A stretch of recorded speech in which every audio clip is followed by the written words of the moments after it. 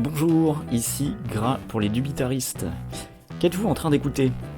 Il s'agit d'une série d'interviews réalisées durant l'été 2021 dans le but très méta de questionner le scepticisme.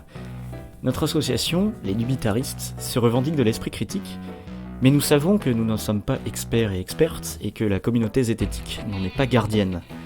C'est pourquoi je suis allé trouver des personnes plus ou moins proches de la zététique, certaines ne connaissaient d'ailleurs pas le terme, pour parler de l'esprit critique avec elles.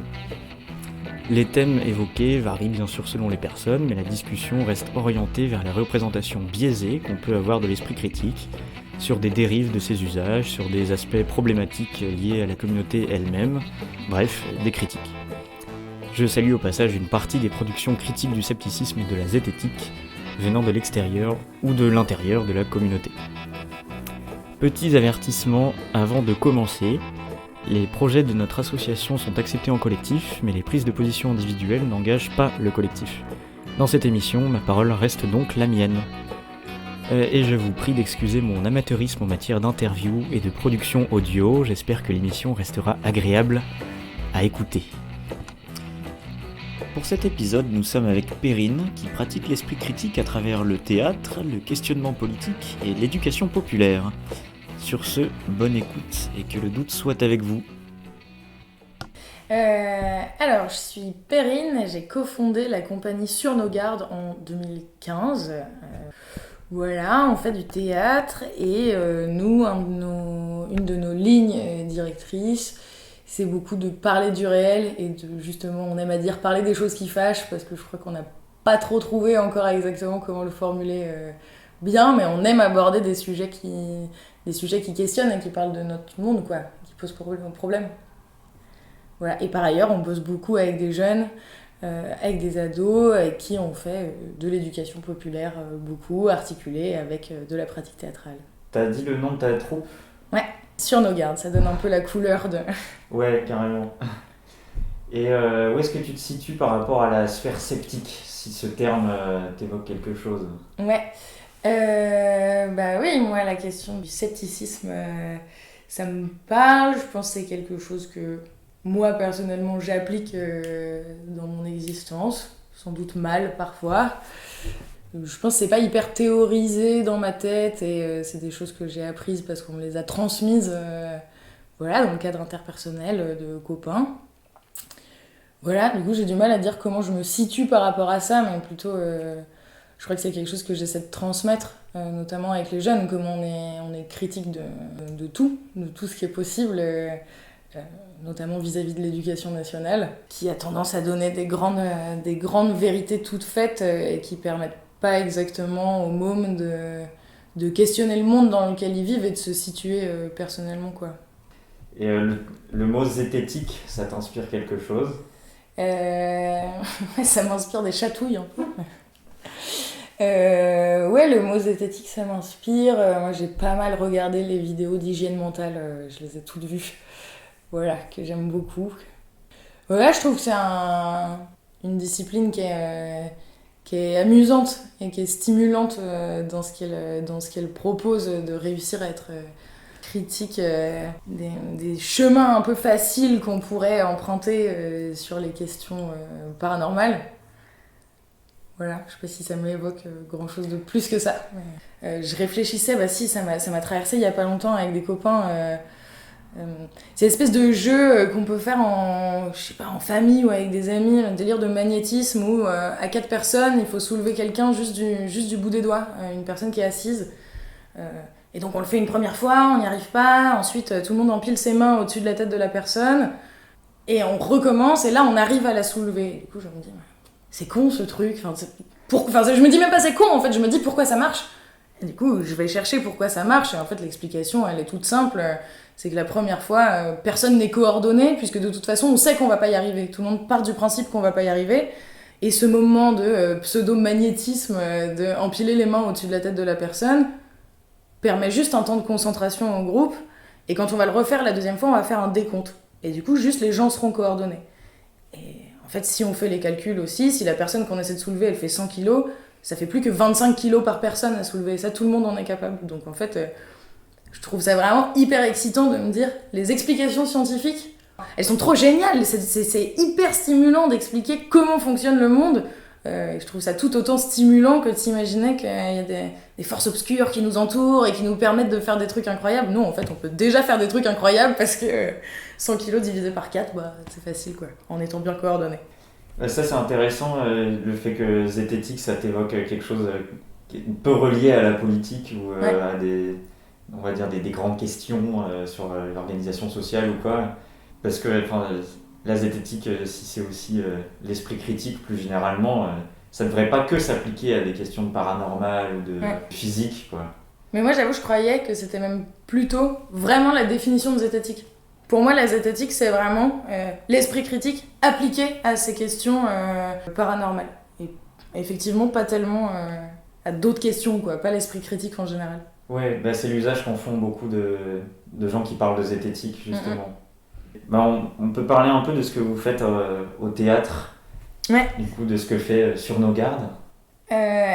Sur nos gardes a commencé sa vie de compagnie avec un spectacle qui s'appelait Une pute au coin de la rue, qui donc, je te le donne en mille, parlait de prostitution, avec un point de vue et hyper situé et hyper assumé sur la question du travail du sexe, avec plein d'autres problématiques et d'impensés à l'intérieur de ce spectacle dont je parlerai pas forcément, dont on pourra parler, mais j'ai été très critique de ce spectacle après coup. Mais en tout cas, sur la question de la prostitution, on a adapté 2 bouquins. Un récit autobiographique qui s'appelle Le Noir est une couleur, écrit par Griselidis Réal, qui est une autrice qui est morte en 2005, donc quand même plutôt une autrice contemporaine, qui se revendiquait écrivain, peintre et prostituée. C'est d'ailleurs son épitaphe à Genève. Et on a aussi adapté un bouquin qui s'appelait Carnet de bal d'une courtisane. En fait, elle a publié le répertoire qu'elle tenait de ses clients, avec nom ou surnom, âge, un petit commentaire sur la personne, qui soit physique, ou ce qui s'est passé, ou ce qu'elle en pense, et un descriptif de ce qu'elle leur a fait, ce qu'il lui a fait, et de combien ils ont payé. Donc ça a fait un grabuge monstre, parce que des femmes ont reconnu leur mari, les autres putes ont dit « Mais comment ça, tu parles d'argent ? Impossible de venir parler d'argent !» Et à la suite de ce répertoire-là, il y a des textes qu'elle a publiés en plus. Voilà, et nous, on est tombés amoureuses de la poésie de cette autrice-là. Vraiment, je conseille à tout le monde de lire ça, tout en étant critique d'ailleurs. Mais la poésie est vraiment très belle, et bref, on adapte cette chose-là, et nous, avec vraiment la proposition de... Il n'y a pas de jugement moral à porter sur la prostitution. On pense que chacun doit être libre, je mets des énormes guillemets, de faire ce qu'il ou elle veut de son propre corps.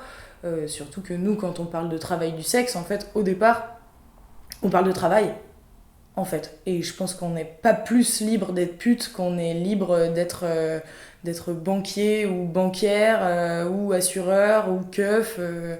Voilà, je pense que dans tous les cas, on vend sa force de travail, et du coup... Ce qui sous-tend la prohibition autour de la prostitution, c'est parce qu'on a un jugement moral sur ce qu'est l'intimité sexuelle et ce qu'est vendable ou non. Alors qu'on nous vend quand même des trucs incroyables, on a vendu du temps de cerveau disponible, et ça ne nous choque pas. Voilà. Et du coup, autour de la prostitution, il y a plein de choses à dire, mais voilà, donc nous, on a fait ce spectacle-là vraiment en adaptant les bouquins.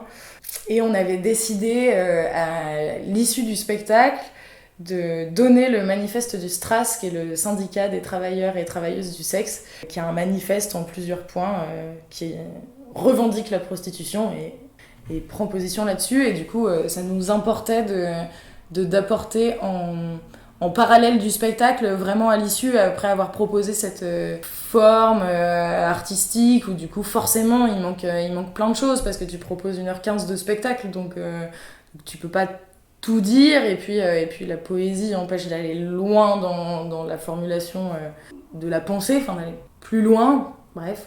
Et du coup voilà, ça nous tenait à cœur de dire aux gens, voilà, nous on vient parler de prostitution, mais rappelons-nous, ça existe, des gens militent pour ça. Voilà. Et par ailleurs, dans ce spectacle, on faisait aussi intervenir, je parlais au début du réel, de dire qu'on aime bien être aux prises avec le réel, et dans le thème et dans la forme. on avait proposé à des amateurs, des gens qu'on connaissait plus ou moins, de participer en amont à un temps d'atelier d'écriture avec nous. Et il y avait un moment où ils sortaient du public pendant le spectacle et où ils venaient sur le plateau raconter leur propre expérience qu'ils avaient de la prostitution, en tout cas leur regard, pas tellement leur expérience, mais voilà, et du coup c'était intéressant, il y avait plein de points de vue, il y avait une nana qui venait juste pour dire, moi je sais pas. En fait je sais pas quoi penser de ça, vraiment, ça me laisse perplexe. On avait une dame de 50 ans qui venait en disant mais moi, plutôt elles me font pitié, en fait, moi le seul moment où je me rends compte qu'elles existent c'est quand je suis bien au chaud dans ma voiture l'hiver et que je les vois là sur les boulevards à moitié nues et elles pensent aussi à la traite d'êtres humains, au proxénétisme qui existe bien sûr, mais bon, il y avait toutes ces expériences différentes, tous ces points de vue là. C'est un outil d'éducation populaire en fait qui permettait une sorte de recul sur la vision qu'on a tous de ce phénomène. Oui, en quelque sorte, ouais. Et puis il y avait le temps de travail d'écriture ensemble, il permettait déjà un petit débat en interne, un partage d'expériences, etc. Nous, on vient aussi apporter une forme de connaissance à ce moment-là, après coup, avec le manifeste du Stras. C'est vraiment ouvrir des portes, quoi. Et ce qui nous importait d'en faire venir du coup ceux et celles qu'on appelait les passants et les passantes, qui venaient parler de leur regard sur la prostitution, c'était aussi de rappeler au public, de donner plusieurs paroles en fait. On donnait la parole à la pute par l'intermédiaire de la mise en scène et de la comédienne, mais on venait porter cette parole qui a été publiée. Et puis on proposait aux kidam, quoi, vraiment c'était une proposition de confronter les points de vue, ouais. Et aussi une façon de pas trop culpabiliser. Parce que le spectacle, je pense, peut être hyper frontal, hyper trash dans ce que ça raconte. L'histoire de Griselidis, en vrai, elle est aussi remplie de violence, quoi. Vraiment, on n'est pas du tout en train de dépeindre une espèce de vie idéale de la pute à qui il n'arrive jamais rien. C'est difficile dans notre monde qu'il n'arrive rien à une pute, de toute façon. Ça proposait ça, quoi. De venir mettre un contrepoint, proposer d'autres paroles et de rajouter du vrai aussi. Et là, vous avez une autre pièce que vous faites depuis un bon moment. Ouais, ça s'appelle Paye ton adolescence, souvenir d'inadéquation. Ça, c'est une écriture de plateau et c'est une écriture collective. On est 4-5 à l'avoir écrit et à le jouer. Pour l'histoire un peu de ce spectacle, c'est une commande d'un collège, le collège de Blaye, qui nous a donné carte blanche pour le 8 mars 2017. Les CPE avaient organisé plein de choses autour de la question des droits des femmes pour cette journée. Voilà, il nous a proposé un spectacle, et là on s'est dit, merde, comment on va faire pour parler de droits des femmes à des ados en étant suffisamment intéressant et intéressante, sans qu'ils aient l'impression que nous on les prend à moitié pour des débiles, ou l'inverse, que eux et elles nous prennent pour des cons parce qu'on serait complètement en décalage. Bref, c'était un peu la panique. Et puis finalement on s'est dit non, mais nous ça nous intéresse pas de venir leur redonner les grandes dates qui jalonnent l'incroyable histoire des droits des femmes, venir parler du droit de vote, ça nous stimulait pas des masses, bon voilà. Et en fait, on s'est dit non, ce qu'on va faire, c'est de parler du monde patriarcal, en gros, et de venir parler des rapports de genre et du sexisme dès l'adolescence, parce que après notre panique, on s'est un peu calmé. On s'est dit, en fait, on a à peine 20 piges, notre adolescence, elle est pas très loin, voire elle est pas vraiment finie. Donc ça a commencé par une espèce de thérapie de groupe où on s'est raconté, nous les meufs et Léo, ce qu'on avait vécu dans notre adolescence, comment on s'était comporté, comment on avait adhérer à des codes genrés, évidemment, voilà, les violences subies, etc. Et on a créé le spectacle sur cette base-là, qui est du coup un spectacle d'une 50aine de minutes, qui a une suite de tableaux thématiques, donc on ne suit pas des personnages, on ne suit pas une fiction. Tout est amorcé par des anecdotes dites par les comédiens et comédiennes, qui sont toutes vraies, qui sont pas toujours portées par la personne qui l'a vraiment vécu, etc. Ça, nous, on laisse un flou sur cette vérité-là. Et ensuite, du coup, on a un tableau sur les règles, on a un tableau sur le rapport à son propre corps et l'influence du groupe sur notre rapport à notre propre corps. du groupe et du monde. Une scène qu'on appelle la scène de la soirée, mais qui en fait est un prétexte à amener un temps de non-consentement avec un récit après coup d'un moment non consenti, qu'on peut appeler une agression sexuelle d'une certaine manière. Il y a un flou là-dessus. Nous, on parle d'un moment non consenti, on veut pas donner de détails de qu'est-ce qui s'est passé, il y en a un peu, mais il y a vraiment des portes ouvertes à se projeter dans ce moment-là et dans les autres. Il y a une scène ensuite sur les débuts du désir. Voilà, comment quand on a 14 piges, des fois juste on s'est frôlé dans un mouvement hyper anodin et en fait ça nous a traversé de partout et on se dit oh là là, mais qu'est-ce qui se passe? Qu'est-ce que je ressens? Pourquoi j'ai des papillons dans le ventre? Voilà, et cette scène-là, on l'a volontairement écrite, mais parce que l'histoire vraie du départ s'est passée entre deux filles et on a tenu, parce qu'on parle pas du tout de questions de sexualité, d'orientation sexuelle. On parle de sexualité, mais pas d'orientation sexuelle. Voilà, et du coup, ça nous intéressait que ce soit juste comme ça, comme une possibilité, quoi. Là, c'est deux filles, et puis voilà, pas commenté. Une scène sur la pornographie, une scène sur la masturbation des filles. Voilà, et ça se termine par une lettre à nous-mêmes, ados. Ce qu'on aimerait se dire maintenant qu'on a un peu d'expérience et qu'on a vécu des trucs, ce qu'on aimerait dire au nous d'il y a quelques années. Et à l'issue de ça, nous, on propose, les comédiennes et le comédien, un temps de médiation d'à peu près 1 heure avec les groupes où il n'y a que nous. On ne veut pas qu'il y ait les profs, les CPE, toute personne de pouvoir ayant un pouvoir coercitif sur les jeunes n'est pas bienvenue dans ce temps-là. Ça nous importe que la parole elle soit vraiment hyper libre, aussi pour que puissent survenir les éclats, aussi les insultes, qui sont quand même très riches à questionner et à critiquer. Moi j'adore entendre un enculé ou un fils de pute pour questionner pourquoi c'est problématique d'être un fils de pute. C'est juste quelqu'un qui travaille. Un enculé, je me suis retrouvée à dire ça à un jeune une fois, à dire, un tas de gens se fait enculer et adorent ça, et le môme te regarde avec des yeux complètement écarquillés. Bah quoi, c'est toi qui viens de le dire. Moi, juste, je rappelle que la sodomie est une pratique sexuelle et que tant que tout le monde est d'accord, c'est quand même a priori un bon moment, quoi. Et du coup, par cette espèce de jeu un peu de choquer comme ça, du coup, on réentend les mots, en fait, aussi. Et on se rend compte que, ah oui, enculé, quand il le dit, il sait même pas ce que ça veut dire. Enfin, il le sait au fond, mais il le questionne pas, quoi. Et du coup, c'est des portes qui sont marrantes. Quand il y a les profs, en général, c'est d'abord un tacle et du coup, on n'a pas cette porte-là. Et du coup, l'objectif de ces ateliers de médiation, c'est de s'assurer que tout a été bien compris dans le spectacle, d'une part, aussi parce qu'on voulait pas s'empêcher de la poésie, pas s'empêcher des images, etc. Et qu'on se dit, ok, si les jeunes passent à côté de certains trucs, puisqu'on le joue de la 4e à la terminale, et des fois, il y a aussi un peu des plus jeunes, donc parfois, il y a des incompréhensions.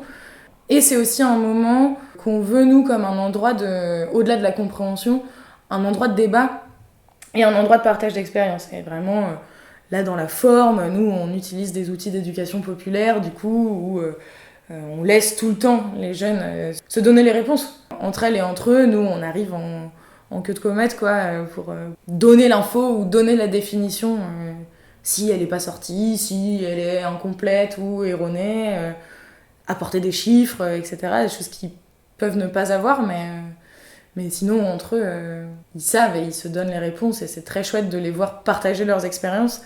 Le truc que je te racontais un peu la dernière fois, on a commencé donc à jouer ce spectacle en 2017 et les temps de médiation, il y avait tout à faire, quoi.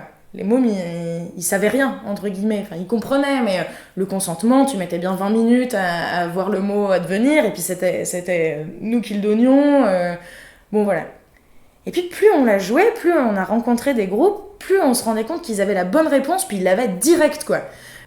Et en fait, la question du sexisme, des questions de genre est devenue à la mode. Dieu merci, c'est vraiment super. Dans plein d'établissements, il y a des espèces de temps de travail, je sais pas si on peut appeler ça de formation, mais bon, de sensibilisation en tout cas, où on propose aux jeunes de parler de ça, et puis on leur donne des chiffres, donc ils définissent hyper bien le consentement. Plus les années passent, plus ils vont loin sur cette définition-là. La zone grise, souvent, ils sont capables d'en parler aussi. Bon, voilà. Et du coup, ça nous a quand même fait nous retrouver face à des hordes entières de garçons qui nous disaient « ah non mais moi les règles, pas de problème avec ça quoi. Il y a pas de tabou, bien sûr c'est naturel, toutes les filles ont leurs règles, c'est ok. Vraiment les premières fois on se disait waouh mais en un an les mômes de 15 piges sont les meilleures féministes qu'on ait jamais vues. Non. Puisque à ce moment-là, quand le petit jeune est en train de dire ah non mais les règles aucun tabou, et que toi tu tournes la tête, en fait tu vois les filles se prendre la tête dans les mains et elles commencent à monter en pression et souvent t'entends ah oui mais toi putain tu parles mais en fait dès qu'on a nos règles t'es le premier à faire chier, t'es le premier à faire un sale commentaire. Ah et oui en fait vous avez la bonne réponse parce qu'on vous a apporté les bonnes réponses et du coup tant mieux que ça commence par ça. Par contre on se rend compte qu'il y a un fossé entre ce que vous savez être le juste, ce que vous pensez être le juste, ce qu'on vous a partagé sur ces questions-là, et comment c'est dans votre vie. Et évidemment, c'est pas parce que t'as eu 3 heures de sensibilisation aux questions sexistes, que tu l'as bien appris par cœur comme un cours de maths ou comme un cours d'histoire, que ça a un impact réel sur ton existence, quoi. Voilà, et du coup, nous, on vient travailler ces choses-là, et aussi, du coup, là, plus le temps passe, plus on pointe ce genre de dissociation, quoi, entre guillemets. Et c'est intéressant, je pense que c'est vraiment confrontant pour les jeunes, mais pareil, avec les années, on s'est rendu compte, je dis avec les années, je fais des grandes généralités, et je dis les jeunes, vraiment, je rencontre des individus avec des parcours très différents, et je rencontre des groupes qui sont eux aussi très différents. Bon, voilà, donc ça change tout le temps, c'est vraiment tout le temps différent, mais souvent, les filles prennent de plus en plus la parole. Toujours beaucoup moins que les garçons. Toujours. Mais on sent que ça crée des espaces, quoi. Et on sait aussi que ça va créer des espaces de parole et de débat dans l'après-coup. Que nous, on vient vraiment ouvrir des portes, proposer des trucs et on donne une base à rediscuter et re-questionner tout ça. Oui, quand tu dis que année après année, vous avez vu les notions que vous vouliez traiter, comme je sais pas, le consentement, Ouais. la prise de parole égalitaire, le tabou sur les règles, la masturbation ou quoi, évoluer, mais que finalement c'était pas forcément bien intégré, le fait que les filles se facepalm quand les garçons prétendent avoir du recul sur tel ou tel sujet. Est-ce que ça viendrait du fait que ces notions sont enseignées dans un cadre institutionnel et que du coup elles sont enseignées de manière lacunaire ou partiale ou dans un certain cadre qui brime en quelque sorte l'esprit critique? Oui, je pense. Alors, du coup, t'as un peu dit deux choses. T'as d'abord dit dans un cadre institutionnel, et ensuite t'as plutôt parlé des méthodes de l'institution, et je pense que c'est deux choses différentes. Moi, quand j'interviens avec Pays ton adolescence, j'interviens dans un cadre institutionnel. Je vais être dans l'éducation nationale, je suis dans ce cadre-là. Par contre, mes méthodes sont pas celles de comment on apprend les choses aux jeunes, au collège, au lycée. Et du coup, oui, je pense que c'est un problème de méthode, puisque vraiment, on leur... de nouveau, je reborne ce que je dis, je fais des grandes généralités, des tas de profs et d'infirmières font vraiment un boulot qui est super et utilisent aussi des méthodes d'éducation populaire, etc. Mais oui, souvent c'est comme un cours. Et en fait, je pense que aussi la réception des jeunes, elle est différente quand nous, on déboule en tant que comédienne pour venir parler de ces choses-là après qu'ils aient vu un spectacle, que quand c'est l'infirmière qui vient faire un truc. Enfin, c'est déjà biaisé de départ. Mais je pense que du coup, il y a aussi vraiment une nécessité que ces questions-là, elles soient pas travaillées sur des temps donnés. Enfin, pas seulement en tout cas. Il faut que ce soit un travail au long cours.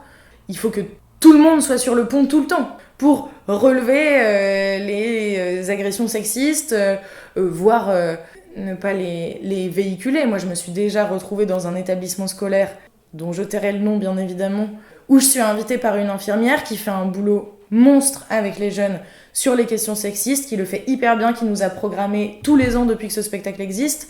Et par ailleurs, dans le règlement intérieur du collège, les gamines n'ont pas le droit d'être en débardeur, n'ont pas le droit d'être en short, et elles pètent les plombs. Et du coup, il est possible d'avoir ces deux choses-là. Il est possible que notre spectacle, qui dit précisément l'inverse, et qui vient proposer tout à fait un autre projet de société à cet endroit-là, soit programmé dans l'établissement scolaire, qui, lui, interdit aux gamines de porter des débardeurs et de porter des shorts. Bon, voilà, là, du coup, sur la question du cadre et des méthodes, on sait plus où donner de la tête, quoi. Ça n'a aucun sens, mais parce que même un collège, en fait, c'est déjà une grande institution.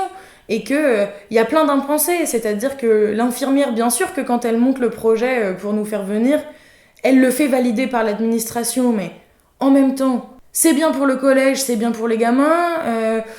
Et je pense que quand c'est écrit dans le règlement scolaire qu'il est interdit de venir habiller de cette façon-là, c'est aussi à moitié des questions morales, et aussi pour dire de toute façon c'est pas comme ça que vous vous habilleriez dans une entreprise, et que je pense que c'est peut-être même pas conscientisé comme quelque chose de sexiste. C'est ça le pire. Mais du coup, en fait, il y a déjà une hiérarchie qui fait que ça vient pas du même endroit. L'infirmière, elle, qui m'invite et qui connaît le projet, qui a vu le spectacle, elle est complètement remontée contre cette idée que les gamines ne doivent pas venir en débardeur ou en short. C'est pas la même personne. Quant au principal qui autorise que le spectacle soit là et coécrit le règlement intérieur, lui, il a jamais vu notre spectacle, hein. Il sait pas ce qu'il y a dedans, évidemment. Enfin, et comme dans n'importe quel établissement, souvent, les dirigeants ne voient pas notre travail. Du coup, oui, je pense que pour vraiment finir de répondre plus précisément à ta question, je pense que c'est beaucoup une question de méthode, quoi. Et que, effectivement, ces méthodes-là, elles viennent exclusivement apporter de la connaissance d'un point de vue extérieur et permettent pas aux gamins de le mettre en parallèle avec leur vie. Mais parce qu'en fait, on s'intéresse assez peu, dans l'éducation nationale en général et à l'école, à qui sont les individus en face de nous, qu'est-ce qu'ils traversent. Par ailleurs, je pense que c'est vraiment très trash d'être prof dans l'éducation nationale. Je pense que c'est vraiment dur pour plein de raisons. Je pense qu'on est vite dépassé. Mais ouais, il n'y a pas assez d'intérêt pour l'expérience vécue, quoi. C'est pas ça qu'on vient travailler dans ces moments-là, en fait. Alors, comment formuler ma question ? Oui, par rapport au fait que les outils d'éducation populaire et s'intéresser au vécu des personnes, aux anecdotes qui peuvent sortir sur leur vie. En général, donc quand on parle d'esprit critique, on est sur des trucs très abstraits, on dit l'anecdote c'est pas une preuve, le témoignage n'est pas une preuve, il nous faut des données, des trucs objectifs. Et pourtant, vous basez beaucoup, pas exclusivement, mais beaucoup sur des anecdotes et du vécu pour démonter des présupposés et finalement en faire une démarche d'esprit critique. Ouais, et ben en fait, dans le cadre du spectacle Paye ton adolescence et en médiation, il y a plusieurs choses. C'est que en fait, nos anecdotes, on les présente comme des anecdotes, mais elles sont... En fait, on sait très bien. Alors, on n'a peut-être pas exactement les chiffres, même si l'organisation du monde en tant que système patriarcal n'est plus approuvée. Voilà, on sait très bien malgré tout, et c'est aussi comme ça sur les questions féministes qu'on a pu avancer, c'est qu'en fait, comme de toute façon personne ne s'inquiète de ce que peuvent vivre les femmes en termes d'agression sexiste, personne ne s'en est inquiété pendant très longtemps, le seul moyen qu'on a eu nous de se rendre compte et de chiffrer, alors je dis nous, c'est ce grand nous les femmes depuis toujours, en fait c'est de se parler. C'est-à-dire que oui, on en a des chiffres bien planqués sur les agressions sexuelles, les viols, etc. Ils existent, et en vrai, ils existent depuis un moment. N'empêche que MeToo nous a quand même fait un sacré bien. De se rendre compte que, oh merde, on n'était pas seuls. Bon voilà, et du coup, c'est vraiment comment l'anecdotique, puisque c'est ça, c'est notre vécu personnel, j'ai du mal à appeler ça une anecdote, mais comment... en tout cas, l'événement qui est vécu individuellement dans ta vie, en fait, il est juste... hyper commun. Et du coup, par ailleurs, il y a des chiffres qui existent sur plein de questions. Ce spectacle-là, on l'a aussi joué en tout public. Et vraiment, il y a quelque chose de l'ordre de... On sait très bien que ça résonne. Enfin, c'est-à-dire que la vanne sur « Ah, vas-y, t'es chiante, t'as tes règles ou quoi ?» Mais quelle meuf ne l'a jamais entendue ? Enfin, c'est-à-dire que moi, je pense que cette vanne, on est sur un 100%. Alors c'est... Moi, je pense que, vraiment. Et peut-être on n'est pas vraiment sur 100%, mais... Bon voilà, en tout cas, il y a vraiment des allers-retours entre les deux, puisqu'on sait qu'il y a un vécu commun à plein d'endroits. En fait, on sait que les agressions sexuelles, fort malheureusement, c'est un vécu commun. Et on est bien trop nombreuses. Et on les a, par exemple, là, les chiffres des agressions sexistes dans les transports en commun. On est presque sur un 100%. On n'est pas loin. Bon voilà, du coup, c'est vraiment entre les deux... mais ça s'accompagne, quoi. Voilà. Et en médiation, on donne particulièrement de chiffres, mais tu te retrouves dans des situations bizarres où tu dois expliquer à des gamins combien ça représente de stades de foot, le nombre de violeurs non condamnés, quoi. Par exemple. Alors, en parlant d'anecdotes, je crois que tu avais des trucs intéressants à dire par rapport au débat mouvant que tu avais organisé. Je pense notamment à un débat mouvant qui avait tourné court. Ouais. Et ben oui, en fait, le débat mouvant, c'est une proposition que je fais peu. Le principe du débat mouvant, c'est de proposer une assertion extrêmement clivante, volontairement, d'obliger les participants et les participantes à se positionner, d'un côté de la salle étant oui, de l'autre côté de la salle étant non. Dans la proposition que je fais, mais il y a des variantes, il n'y a aucune possibilité de je ne sais pas, il n'y a pas plus que oui ou non. Voilà, c'est possible de le faire avec 4 propositions, plus de nuances, etc. Moi, j'en propose que 2. Chaque groupe positionné débat pour choisir des arguments pour son camp. Puis on les expose et peu importe dans quel groupe qu'on est, à chaque fois qu'on est convaincu par un argument ou que ça nous fait un peu faillir dans notre tête, on change de camp. Voilà, et donc il est possible, sur un débat mouvant de j'en sais rien, moi 20 minutes, avoir changé de camp à chaque argument. Donc c'est vraiment un outil qui nous permet de mettre en branle vraiment l'esprit critique et de se rendre compte que les choses sont pas si simples, justement, que tout n'est pas tout noir ou tout blanc, quoi.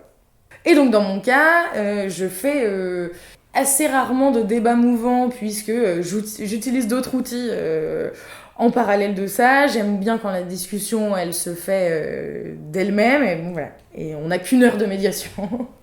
Et donc ça va vraiment très vite. Le débat mouvant, c'est un peu mon outil de secours, quoi. Voilà. Il se trouve que c'était pas, tu disais, un débat mouvant qui a tourné court et l'autre qui a été clivant. En fait, non. C'est la discussion qui a tourné court dans ce même atelier parce que donc on fait réfléchir et débattre les jeunes sur qu'est-ce qui les a marqués dans le spectacle et pourquoi. Ils font ça en petits groupes, comme ça ils débattent en petits groupes puis ils reviennent après en grand groupe. Il se trouve que ce jour-là, il y a une jeune adolescente, je sais plus, là je suis avec des 4e ce jour-là je crois, ou des 3e. Et donc au moment où elle vient redonner le travail de son groupe, elle dit... Oui, bon, et moi, j'ai aussi un truc à dire, mais bon, c'est pas vraiment rapport au spectacle, enfin si, mais bon, en gros, c'est mon point de vue. Et en fait, en à peu près 1 minute 30, elle finit ma médiation, puisqu'elle nous donne une explication claire, concise et parfaite de pourquoi et comment le monde est organisé en tant que système patriarcal. Elle met tous les mots dedans, elle est par ailleurs hyper vénère, hyper tendue. Bon voilà, et elle aurait clairement pu dropper le mic à la fin de son intervention, et ouais c'est ça dab, elle claque la porte et elle s'en va. Non, bon voilà, mais du coup je me retrouve un peu démunie en me disant d'accord, mais en fait elle a plié ce pourquoi je suis là, du coup où je vais quoi. Bon, on réussit à quand même repartir puisqu'il y avait encore plein de choses évidemment à discuter, à penser, sur lesquelles débattre, etc. Voilà, mais bon, quand même, du coup, ce temps de médiation, dans ce que j'ai à apporter, les expériences qu'on a à se partager, tourne un peu court, quoi, se finit plus vite. Et donc, je me dis, super, c'est l'occasion de faire le débat mouvant que je ne fais pas souvent. Sachant que dans le groupe de jeunes que j'ai là, il y a vraiment un garçon et une fille. C'est les deux qui, tu sens, qu'ils ont le plus de facilité à l'oral, qui parlent bien, maîtrisent les concepts, etc. Donc je galère quand même un peu à faire parler les autres. Évidemment, comme tout le temps, dans le groupe des garçons, puisqu'ils s'installent comme ça dans la salle, hein, d'ailleurs, de toute façon, c'est les garçons d'un côté et les filles de l'autre. Chez les garçons, il y en a beaucoup plus qui vont prendre un peu la parole facilement. Chez les filles, c'est quand même surtout elles qui parlent, ou alors les autres font des petits conciliabules comme ça, et après c'est l'autre qui rend la parole, quoi. Donc je propose mon débat mouvant, et l'assertion est la suivante. Les hommes sont responsables du sexisme. Et la chose à laquelle je m'attends pas, que j'aurais clairement pu anticiper, mais à laquelle je ne m'attends pas, tous les mecs répondent non, et toutes les filles répondent oui. Voilà. Donc tout le monde se place. Il y a un seul garçon qui m'a demandé s'il pouvait y avoir un je ne sais pas. Et comme j'ai dit non, je pense qu'un peu par défaut, il a rejoint les frérots et voilà. Et normalement, c'est un exercice qu'on fait vraiment debout. Là, j'ai vraiment... c'est la guerre des gangs, quoi. Ils sont tous les bras croisés, à moitié affalés sur les tables derrière. Et là, je me dis, merde. Mais en fait, ils vont se foutre sur la gueule, c'est pas possible. Enfin, ils vont se mettre cher, quoi. Donc, je reprécise que on n'est pas là pour traiter des questions interpersonnelles, que c'est vraiment l'enjeu du débat d'idées, tout au plus... des jeux de rhétorique, des jeux de langage, mais voilà, c'est pas un endroit d'affect, et l'objectif, c'est que ce soit un jeu de cerveau et qu'on réussisse aussi à changer de camp, quoi. Bon, je spoil, il y en a pas un ou une qui changera de camp d'ici la fin de ce débat mouvant. Et il se trouve que ce qui est aussi assez intéressant, c'est que les garçons ayant tous répondu non trouvent de vrais arguments pour étoffer pourquoi les hommes ne sont pas responsables du sexisme. Dans les arguments, il y a en fait, nous ne sommes pas seuls responsables du sexisme. Certaines femmes, beaucoup de femmes ont aussi intégré des normes sexistes, voilà, qui est intéressant, donc qui permet là de changer de camp, hein. Bon, personne ne change de camp.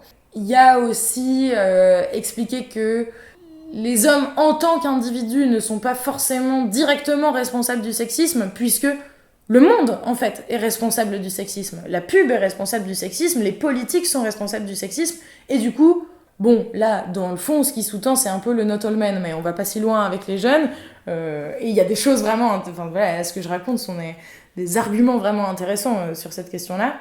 Et par ailleurs, les filles, mais plutôt malheureusement la fille qui est là, on n'a pas pu se parler en dehors de ce débat mouvant. Moi, j'aurais aimé... elle était vraiment très très en colère, et en fait, du coup, elle trouvait pas des arguments de pourquoi les hommes étaient responsables du sexisme, mais sa position était plutôt à quel point les femmes sont responsables, enfin sont victimes du sexisme, et à quel point dans tous les cas elles le sont beaucoup plus que les hommes. Voilà, et du coup j'ai dû recadrer cette chose-là en disant tout ce que tu dis est vrai, tout ce que tu dis est juste. Effectivement, les femmes sont beaucoup plus victimes du sexisme que les hommes, même si les hommes aussi, d'une certaine manière, peut-être en creux, etc., mais les hommes aussi le subissent. On va pas sur le terrain de cette chose-là, comme le racisme anti-blanc, on va pas à cet endroit-là, hein, le sexisme anti-mec, voilà. Mais donc il a fallu recadrer, et elle, je sentais qu'il y avait beaucoup de colère, quoi. Et là, comment aussi, justement, ta propre expérience du monde, elle peut te bloquer et faire que du coup t'es moins critique ou pas de la bonne façon, ou... C'était quand même intéressant. C'était clair qu'ils changeraient pas de camp, ni les gars ni les meufs, mais elle particulièrement, impossible qu'elle ait changé de camp. Mais parce que tu sens qu'il y a un vécu et une expérience du monde qui est tellement violente que... Bon, voilà. Ouais, en fait, c'est pas leur ignorance ou la pertinence de leur argument qui faisait qu'ils étaient dans un camp ou dans un autre, mais plutôt leur vécu personnel, en fait, leur position dans la société. Ouais, et je pense vraiment à toutes les échelles, mais particulièrement à l'échelle du groupe lui-même. Parce que ça, c'est des trucs qu'on voit se dégager aussi en médiation, c'est-à-dire que tu rencontres des gamins, mais tu rencontres des gamins qui ont, entre 13 et 17 piges, qui sont des ados, en pleine construction d'eux-mêmes et d'elles-mêmes, dans le rapport au groupe, et tu vois d'emblée qui est le petit mariole, qui est le mec populaire, qui est la fille planquée dans le fond de la salle, qui est la grande gueule ou je sais pas quoi. Et du coup, ils performent aussi un peu, d'une certaine manière, la place qu'ils occupent. Et là, je disais, dans le groupe dont je parle, vraiment, il y a un gars et une meuf qui manipulent très bien les mots, etc. Et du coup, presque, si je singe le truc et que je fais la caricature, c'est eux les chefs de gang avec le gang derrière, quoi. Et du coup, on va tenir cette position-là, parce que c'est aussi une forme d'affrontement dans le cadre du groupe, quoi. Voilà, et il y avait eu des questions un peu houleuses avant aussi, où j'étais allée un peu loin. Parce que les types, pour le coup, on a des groupes, des fois, c'est rarement moi qui les ai, je ne sais pas pourquoi. C'est vraiment le hasard de la vie, mais il y a une des comédiennes du spectacle, c'est toujours elle qui se tape les groupes où il y a des mecs qui sont hyper machos, hyper sexistes et qui peuvent être extrêmement violents dans leurs propos et dans leur façon d'être, quoi. Et du coup, voilà, des fois c'est dur. Moi j'ai été assez peu confrontée à ça. Et plutôt là dans le groupe, du coup, j'ai des gars qui vraiment disent du haut de leurs 14 ans, mais en fait, Ce qu'il va falloir faire là, c'est lutter ensemble et la responsabilité, elle est à nous, etc. Vraiment, hein, si je le dis depuis mes mots à moi, c'est un super discours d'allié. Et c'est comme ça qu'ils se placent et qu'en tout cas ils savent qu'ils vont devoir se placer, c'est comme ça qu'ils le conçoivent. Ils sont quand même assez scandalisés, je pense, de ce que peuvent subir les filles, en tout cas quand on en parle de cette façon-là, etc. Mais bon, moi j'arrive aussi avec mon bagage à moi, que j'essaie de pas... je tiens mon bagage près de moi, quoi. J'essaie de pas leur laisser trop la colère avec laquelle je peux arriver moi, parce qu'évidemment je suis aussi en colère sur ces questions-là. Quand même plutôt tendance à pas croire les mecs, en général, quand ils parlent. Voilà, je pense que... moi je me suis fait agresser sexuellement par un type avec qui j'étais en couple, qui le premier soir m'a demandé s'il pouvait m'embrasser. Il connaissait toute la théorie féministe. Et en fait, il m'a quand même agressé sexuellement plus tard dans le cadre du couple. Et du coup, bon voilà. Je trouvais ça important de pouvoir le dire là. De comment, du coup, j'ai ce bagage-là aussi de rencontres avec des mecs féministes qui se disent alliés et qui, en fait, justement, utilisent cette force de connaissance de nouveau comme un pouvoir et au service de leur race d'agresseurs. Du coup, j'essaie de faire vraiment attention à ça, quand je suis avec les jeunes, de vraiment pas le... Et ça, c'est vraiment mon point de vue qui, je pense, est trop très radical et je pense que j'ai pas à porter ça auprès des jeunes, justement. C'est, je pense, là où... la critique, elle leur appartient. Moi, je dois leur montrer comment ils peuvent être critiques et du coup, là, c'est ça. Si je reviens à l'anecdote juste avant, donc cette bande de jeunes garçons qui se présentent vraiment comme des alliés, j'ai ressenti le besoin de demander aux filles où est-ce qu'elles mettaient, pour elles, le curseur de sincérité des garçons. Je leur ai demandé, mais qu'est-ce que ça vous fait, vous les filles, quand vous entendez des garçons tenir ce genre de propos ? Est-ce que vous y croyez ? Jusqu'où ? Comment vous êtes capable ? J'étais vraiment pas sûre ce jour-là de poser cette question. Hein. Je pense que c'est intéressant de la poser parce que je crois que c'est certain, de toute façon, pour l'avoir vu dans plein de groupes, effectivement, les types qui connaissent parfaitement la théorie et qui, par ailleurs, ont des comportements hyper sexistes, en fait, c'est aussi rappeler à tout le monde que ça va pas suffire de bien connaître la théorie et de bien connaître les mots. Mais par ailleurs, évidemment, je ne dis pas aux jeunes garçons que j'ai en face de moi, je pense que vous êtes tous des violeurs en devenir. je ne dis pas ça, évidemment. Bon, voilà, tout ce magma de choses. En fait, les privilèges sociaux vont entraver l'esprit critique si on n'y fait pas gaffe, quoi. Le fait d'être un mec et de connaître la théorie sexiste, comme tu dis, tout en se comportant comme un sexiste, ça c'est causé par un aveuglement des privilèges, peut-être ? C'est une question épineuse formulée comme ça. J'ai du mal à croire que ce soit un aveuglement. C'est ça le truc. Je pense que oui, les privilèges sociaux empêchent l'esprit critique, mais je sais pas comment dire. Je pense que ces mecs-là, dont je parle, les gauchistes féministes qui, selon moi, peuvent souvent être les pires des violeurs, ils le savent très bien. C'est-à-dire que, en fait, ce sont des personnes cultivées, ce sont des personnes intelligentes, mais qui se remettent pas en question, en fait. Qui remettent pas en question leurs pratiques et... En fait, c'est le mot aveuglement qui me fait tiquer. Non, je pense que c'est plutôt un manque d'honnêteté intellectuelle, un manque de courage et une trouille, quoi. En fait, la trouille de justement lâcher ses privilèges, en fait, c'est tellement plus simple de dégueuler sa théorie bien apprise par cœur dans le but de séduire. En fait, il n'y a rien qui change. Genre, juste, t'as appris un nouveau discours, en fait. Voilà, t'as une nouvelle méthode de hameçonnage ou de je sais pas quoi. Et c'est pour ça que moi, en médiation avec les gamins, je trouve ça hyper important de leur dire c'est génial que vous connaissiez la théorie. C'est trop bien que vous soyez capable de définir le consentement. Regardez-vous faire tout le temps. Tout le temps, tout le temps, tout le temps. En fait, c'est un truc à pas lâcher et vraiment de nouveau sans culpabiliser les gamins, puisque souvent on fait aussi le détour par ça. On a fait ça avec des jeunes une fois, je fais vite, c'est quoi les tabous ?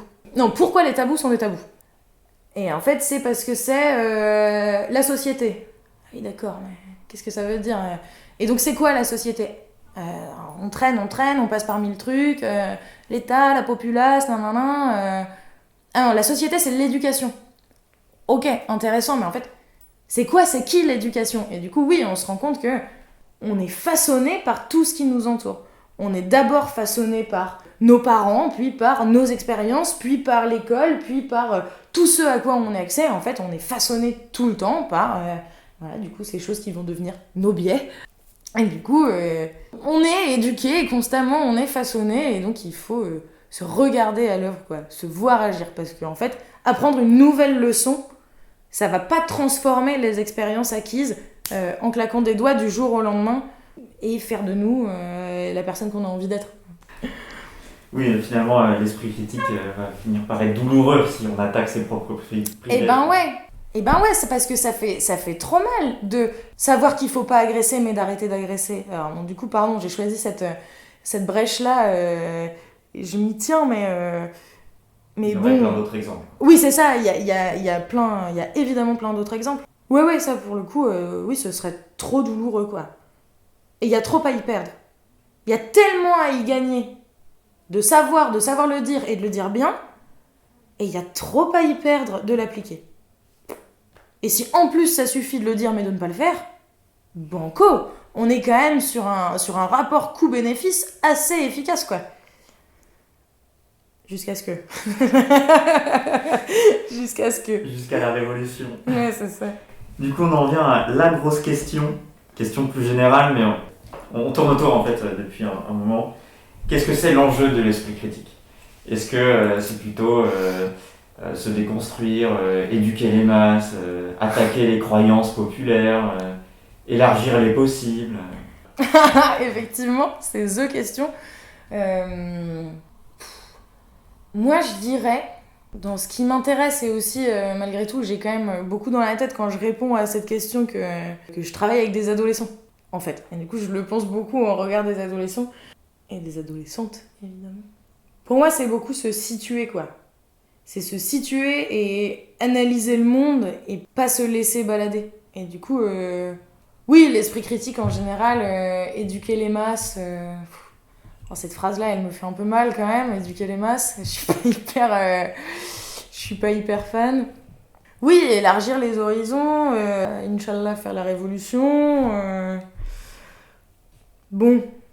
Ah oui, j'ai du mal à y répondre bien. J'ai l'impression qu'il y a tout ça, mais il y a aussi vraiment, pour les jeunes, Enfin, moi, j'ai envie vraiment de faire un contrepoint de l'éducation nationale, en fait, aussi. Enfin, je me dis, quitte à travailler en partenariat, il faut vraiment que je puisse proposer un contrepoint. Et donc, qu'est-ce que tu attends de l'éducation à l'esprit critique? Peut-être d'un côté, avec tes méthodes, et de l'autre côté, qu'est-ce qu'on peut attendre, selon ce que tu en vois et ce que tu en penses, de l'éducation à l'esprit critique par l'éducation nationale? Je pense que dans le cadre de l'école, il n'y a pas ou peu d'éducation à l'esprit critique, en fait. Pourtant, c'est vanté dans tous les programmes. Moi, je suis plus à l'école depuis un moment, hein, évidemment, mais moi, j'ai souvenir de mes cours, que ce soit au collège ou au lycée, mais jamais de la vie t'es critique d'un cours d'histoire. Moi, je me souviens même pas avoir bossé sur la guerre d'Algérie. Personne ne nous dit qu'on pourrait appeler les dom-toms des colonies. Voilà, on n'est pas critique de ces choses-là, et pareil, dans ce rapport à la critique... J'ai bossé dans un autre établissement scolaire avec les méthodes là dont je parle depuis le début, éducation populaire, pratique artistique. Et on m'invite à parler de la thématique du racisme. Alors je le précise puisque vous ne me voyez pas, vous, dans le podcast de l'autre côté, je suis une femme blanche. Et on m'invite à parler du racisme. Et ma camarade qui est avec moi est blanche aussi. Et les gamins avec qui je travaille, ils sont blancs. Tous, toutes. Bon, le premier truc que j'ai fait en arrivant, c'est de leur dire bonjour et pardon. Nous allons travailler ensemble sur quelque chose que l'on ne vit pas, hein, clairement, dont on ne peut pas avoir notion vraiment de manière sensible. Ce sera toujours à distance de nous, forcément. Bon, maintenant on est là. Peut-être j'aurais pu commencer par refuser le poste, hein, mais j'avais envie de faire du théâtre avec les gamins. Bref. Et du coup, on a parlé du réel. Nous, on a commencé par faire un brainstorming, on a écrit racisme au tableau et on a dit chacune son tour, on va écrire ce qui nous passe par la tête. Et du coup, ça c'est pareil, de nouveau, moi je bosse beaucoup sur pas mettre de censure. Jamais. parce que c'est aussi dans les débordements, je trouve qu'il y a des choses intéressantes. Voilà, et il y en a eu dans le cadre de ce brainstorming, et donc on s'est retrouvés à parler de trucs qui étaient très actuels, l'affaire Adama Traoré, l'affaire Théo, l'affaire Ziad Ebouna, et il y avait tout en même temps aux 20h de toute façon à cette période-là, hein. C'était vraiment l'année faite pour ça, et du coup on a parlé de ça avec les jeunes, parce que c'était le réel, parce que c'était ça qu'on vivait, on pouvait dire que ça, entre guillemets, du racisme depuis où on était.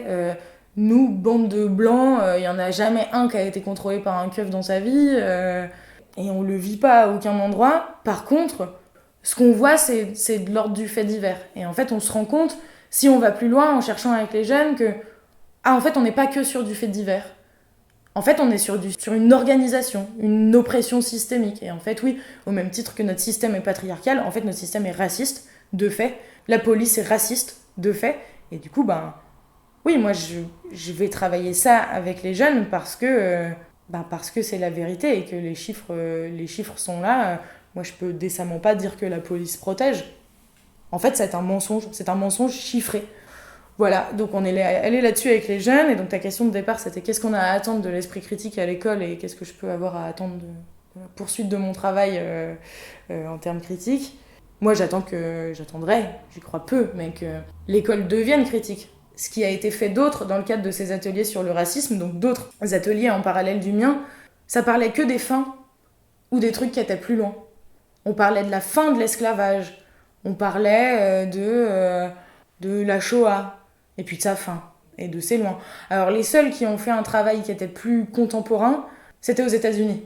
Donc c'était quand même pas chez nous.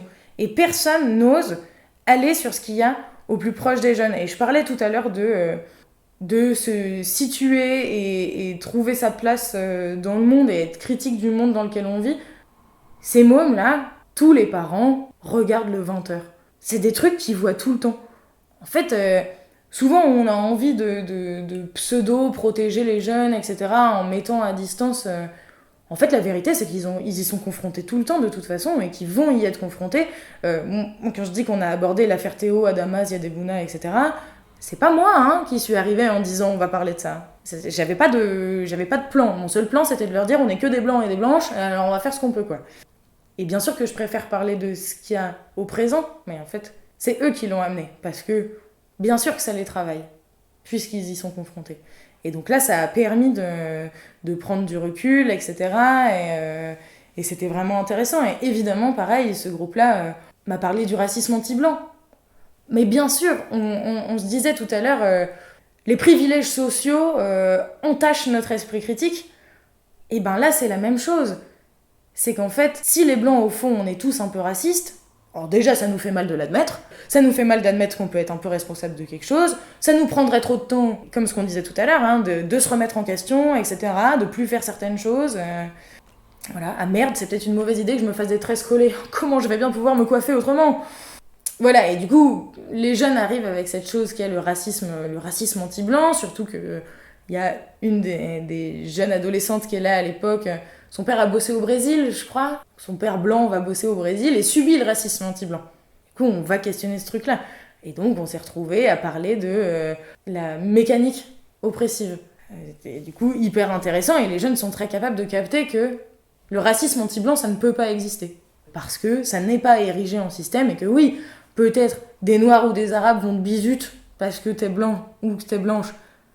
Oui, mais ça t'empêchera pas de trouver un appart, un travail, de pas te faire contrôler 3 fois par jour dans la rue, de te sentir en danger, etc. Et les jeunes sont très capables de le comprendre, mais il faut proposer de le questionner, en fait, et il n'y a pas ou peu de propositions de critiques à l'école. Je pense que l'histoire, ce serait un des trucs les plus importants, ou les cours d'éducation civique. Alors, je sais plus quel nom ça a maintenant et comment ça se déroule, mais il y a peu de critiques. On nous dit la démocratie, c'est ça, la République, c'est ça, c'est comme ça que ça marche, et nos ancêtres les Grecs, et puis voilà, enfin, on questionne pas vraiment comment marche le pouvoir, on ne donne pas le taux d'absentéisme à l'Assemblée.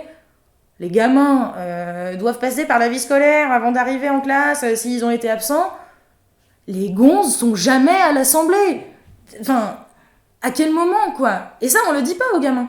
On le dit juste pas. Alors que de nouveau, c'est juste la vérité.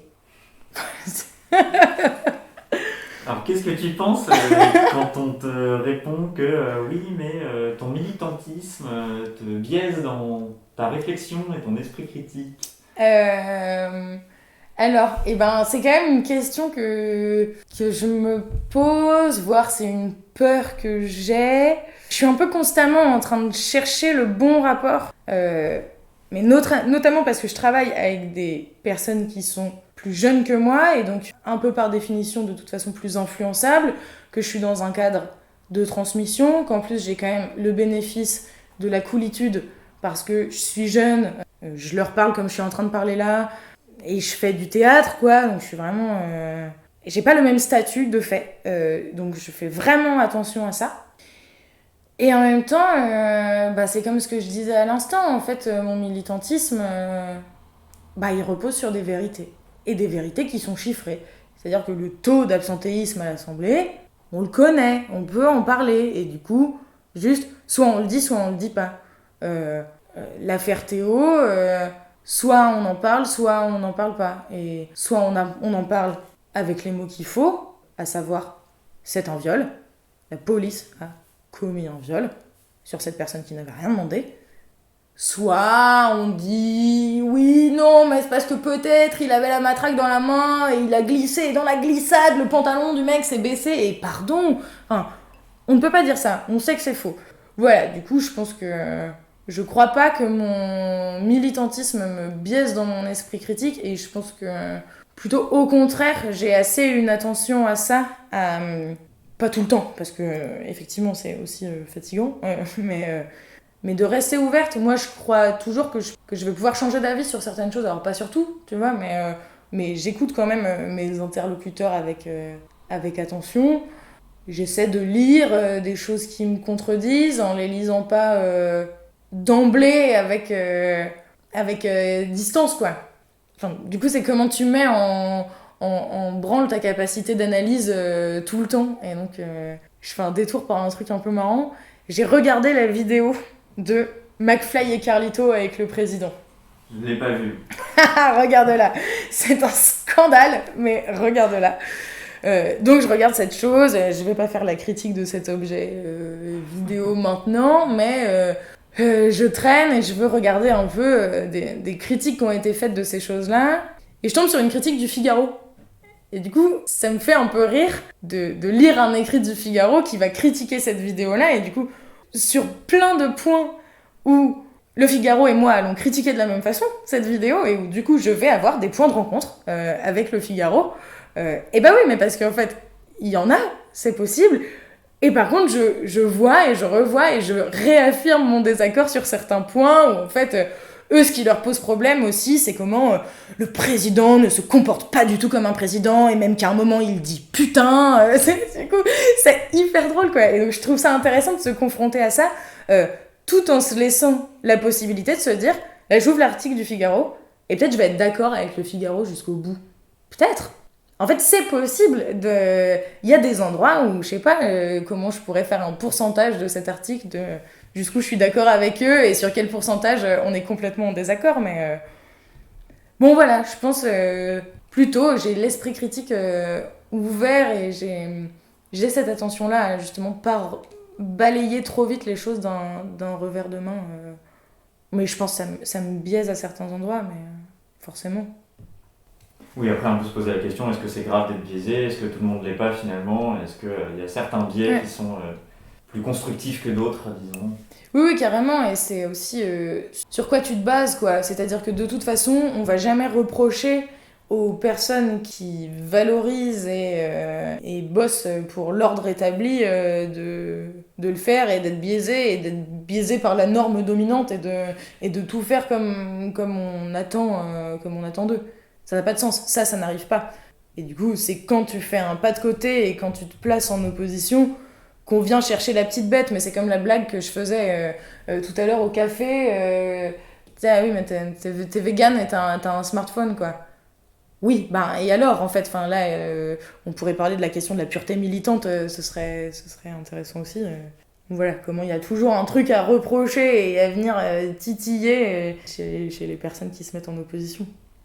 Biaisé par la norme, c'est marrant formulé comme ça, Bah ça ouais. semble être un oxymore. C'est clair.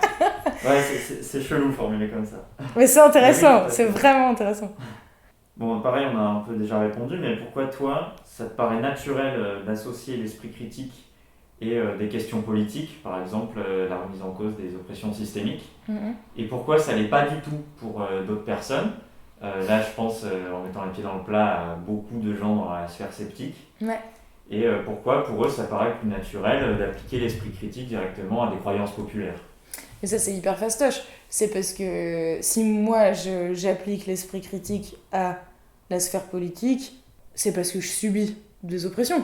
Je subis notamment l'oppression patriarcale et sexiste de plein fouet, que j'en ai conscience et que je milite pour ça. Et du coup, j'ai l'impression que formuler que j'applique l'esprit critique à la sphère politique, c'est vraiment un truc après coup.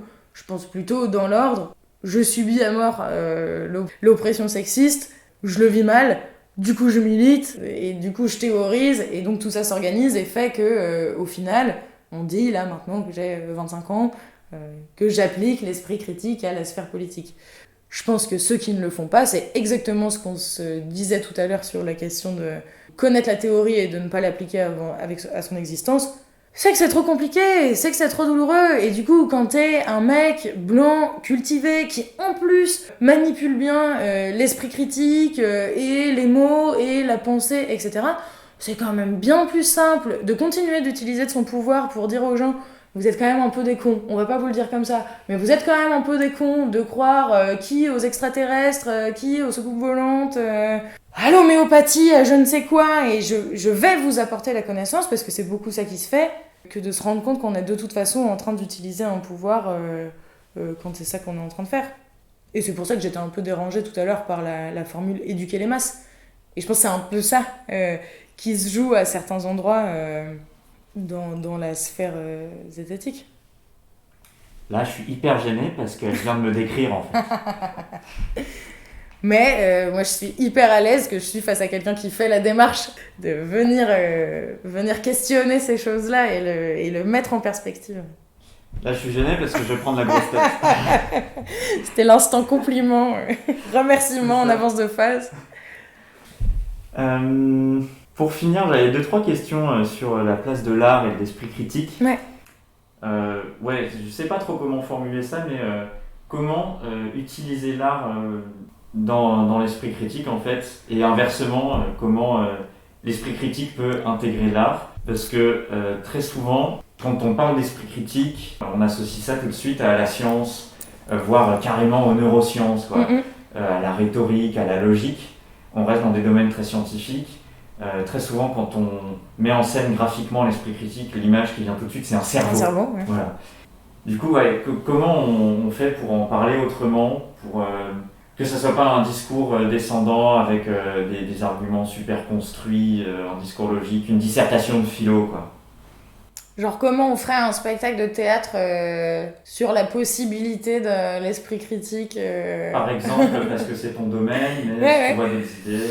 Ben, je sais pas, c'est un peu compliqué. Alors, je vais répondre à côté de la question, peut-être ça me fera aller vers y répondre mieux ensuite.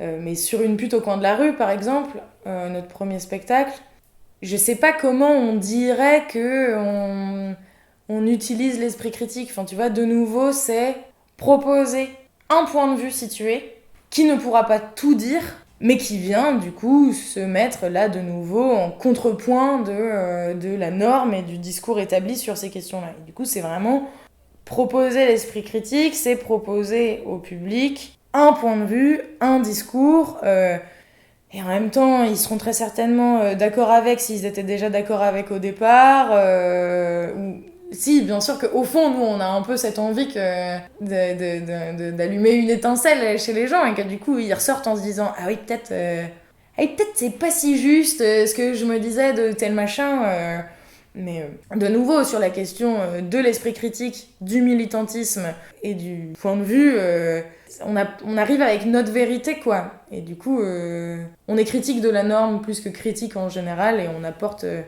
une vérité. Du coup, si on va un peu plus loin, je sais pas trop comment on ferait un spectacle sur l'esprit critique ou sur l'idée de l'esprit critique, mais j'imagine que ça pourrait se faire. Enfin, tu vois, que si on s'y collait demain, toi et moi, en se disant ok, les notions dont on veut parler, c'est celle-là, en fait, ça pourrait être hyper marrant. Vas-y, ok, je pitch. Hyper marrant d'avoir un mec, un ponte de la zététique et de l'esprit critique qui se met bien, et un jour, je sais pas, tous ses collègues, au fur et à mesure, se font remplacer par des femmes, des femmes et des personnes racisées, et en fait il se fait confronter tout le temps, et puis je sais pas ce qui se passe, tu vois. Après la fiction elle continue, mais on pourrait raconter une histoire de la chute du privilège de Jean-Michel Zététique. Bon voilà, on invente une fiction, quoi, et on vient parler de cette chose-là, et du coup on peut articuler et du spectacle, et de la poésie, et des images, et un discours, en fait, comme on le fait tout le temps. Jean-Michel Zététique, tu l'as imaginé avec une blouse blanche et des lunettes? Non, il avait plutôt un petit côté banquier. Ah ouais? Ouais, non, il avait pas la blouse, parce que Zététique 2021, il est cool un peu, Ah ouais. quand même. Mais il a 45 ans. Mais il est cool. Tu m'avais dit la dernière fois que par rapport à la pièce que vous jouez en ce moment, le spectacle sur le genre, tu encourageais la critique esthétique de ta pièce et la critique rationnelle du propos que portait la pièce. Alors, c'est quoi la différence que tu fais entre les deux? Pourquoi ces deux critiques, elles sont intéressantes? Alors du coup, c'est pas exactement juste sur le spectacle, c'est aussi pas mal dans les ateliers que je mène avec les jeunes. C'est que du coup, j'essaie de travailler l'esprit critique avec eux sur les thématiques qu'on aborde, que ce soit des thématiques de genre, de questions de sexualité, de racisme, de discrimination, etc. On est critique du sens, critique du fond. Et par ailleurs, quand on est en travail de pratique artistique, en jeu, en mise en scène, là je suis sur la réalisation d'un film avec des gamins, j'essaie de déguiser leur sens critique, dans le sens d'être capable de dire quand t'as bougé de telle façon, j'ai trouvé ça hyper beau, ok, mais pourquoi? Moi je les oblige à toujours répondre d'eux-mêmes sans que je pose la question, à la question pourquoi. Et du coup, c'est aiguiser sa propre subjectivité, et aussi mettre les mots dans l'ordre, essayer de bien comprendre déjà ce qu'on ressent et ce que ça nous fait, même si du coup, on est vraiment sur des choses qui, à cet endroit-là, sont pas forcément tangibles. Je peux trouver ça beau que t'aies bougé comme ça, parce que ça m'a fait penser à tel truc, ou juste c'est pas hyper clair pour moi, mais je sais pas, peut-être le mouvement il était vraiment saccadé, et du coup ça créait tel effet, et donc moi j'ai trouvé ça bien. Et le poteau à côté il va pouvoir dire ah non, moi j'ai trouvé ça m'a pas touché du tout, parce que. Et il se racontera une autre histoire. Mais du coup, comment on. En fait, c'est aussi de la prise d'opposition. Et je trouve que les deux s'alimentent bien, parce que ça vient aussi. Proposer de nouveau dans le cadre du travail avec les adolescents, ça vient proposer d'assumer sa place et d'assumer qui on est et d'assumer la légitimité qu'on a à dire ce qu'on dit. Et c'est ça qui est assez génial dans le cadre artistique, c'est que souvent il y a plein de choses qui sont pas hyper tangibles. Il y a vraiment un endroit où tout est ok à dire, plus que sur certains sujets, plutôt quand on parle du sujet, mais quand on parle de la forme, voilà, il y a plus d'ouverture et je trouve ça intéressant. En fait, ça montre qu'on a beau avoir les arguments les plus rationnels possibles, les plus réfléchis possibles, ça ne dit pas comment il faut se positionner par rapport au sujet, ce qu'il faut penser, comment agir. Oui et non, je dirais que quand on est sur la question du sujet et pas de l'objet, du coup sur la question du fond et pas de la forme, on peut vite être beaucoup plus prescriptive et prescriptif quand il s'agit de sens. Quand il s'agit de forme, je peux décemment pas te dire si le mouvement saccadé dont on parlait tout à l'heure, il est beau et il fonctionne parce que telle et telle raison. Vraiment, c'est pas possible. Ça se tient pas debout. Quand on parle de l'esthétique, on peut pas être aussi prescriptive. Si un gamin me soutient dur comme fer que si le racisme anti-blanc ça existe, je peux décemment pas lui dire que oui. Il y a aucun moment, à moins qu'il arrive avec des arguments béton, ou alors j'en sais rien, il me dit que je ne sais où dans le monde, il y a un pays où le racisme anti-blanc existe vraiment. et où toute l'oppression est renversée, et effectivement, les personnes racisées ont le pouvoir, les blancs sont exploités, dominés, oppressés. Ok. Du coup, dans ce cadre-là, si j'ai des preuves que ça existe, je pourrais dire, ah oui, le racisme anti-blanc existe, là-bas, dans ce cadre-là. C'est vraiment jusqu'à preuve du contraire. Voilà, du coup, je pense quand même que c'est ça. Sur la question du sens, il y a plus une vérité. Souvent, pas tout le temps. Moi, j'arrive au bout de, Ouais, on a fait le de tour. ce que je voulais te demander. Je sais pas si t'as un dernier truc à rajouter. Un dernier truc à rajouter Non, je crois pas. Si, allez voir... ah non, mais je sais pas quand est-ce que ça sortira, cette chose, mais il faut absolument aller voir le film Promising Young Woman, qui est en train de sortir en ce moment. Là, nous sommes actuellement début juin 2021. Mais regardez-le, ça en termes de critique de l'ordre établi et de mise en scène de principes féministes et de théories féministes, c'est une pépite, c'est de la bombe. Entendu. Super, merci beaucoup. Merci beaucoup David. Merci à Perrine pour cette interview, j'espère qu'elle vous aura plu. Les Dubitaristes, c'est une association basée à Bordeaux, n'hésitez pas à suivre nos activités si le sujet de l'esprit critique vous intéresse, ou si vous avez envie de vous impliquer. À une prochaine, et que le doute soit avec vous.